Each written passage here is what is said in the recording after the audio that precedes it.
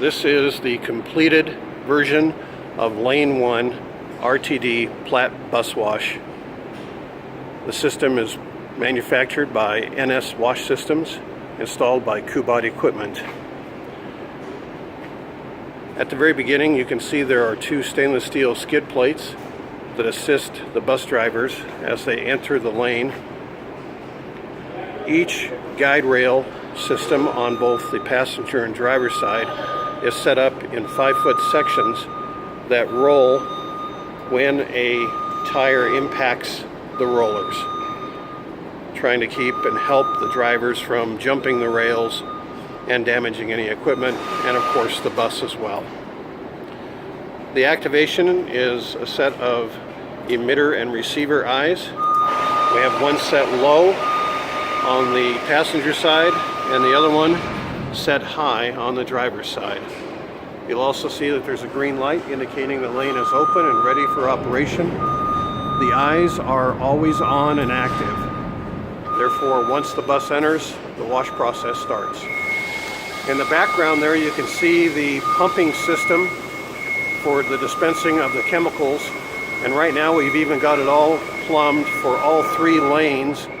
And in this particular lane, we have the holding tank for the chemicals that will feed those 3 pumps for the pre-soak.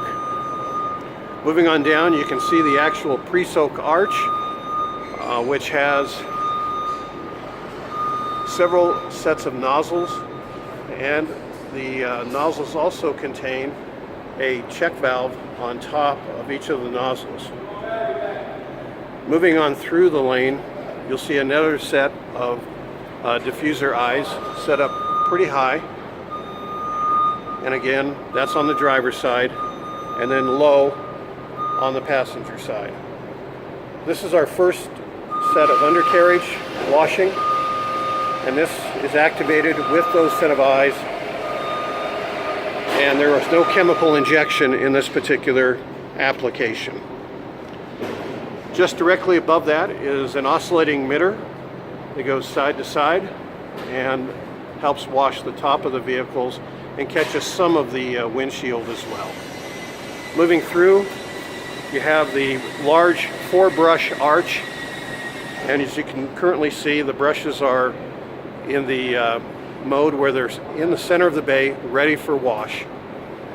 You can retract those brushes using the manual override system on the side of the brush arch, and if you want to, you can retract those brushes all the way to the outside in the event that you don't want any type of friction on the side of a bus as it's coming through. The brushes are activated by air. There's no hydraulics, no oil, and it's a very clean system in that regard.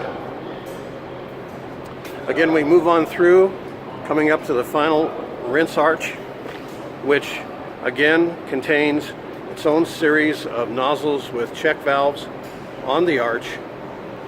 I'll get a close-up of that for you. And here we have the last undercarriage as well that's tied in and is activated with this arch as well.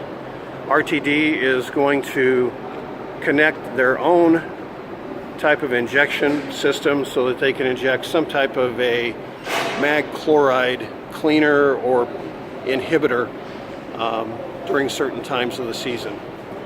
And in the final area, we have kind of a breezeway walkway, as you can see, where RTD personnel consistently walks through. So there's a break here, and we have another set of guide rails, and we've actually extended the guide rails by about an extra 10 to 12 feet here from where they originally were. And just above that, we have the drag mop arch. There's no power to this arch, there's no water on that arch, only the traffic signal will light up either green or red, indicating that you can or cannot go through that arch. And so there's no motion there. That simply pulls the rest of the moisture off of the top of the vehicle so that it doesn't spill over the back as it's exiting the wash bay. So that essentially is lane 1 of RTD, and this is looking at it from the opposite side. Lane 1 is operational, and they're averaging about 100 buses per night at this time.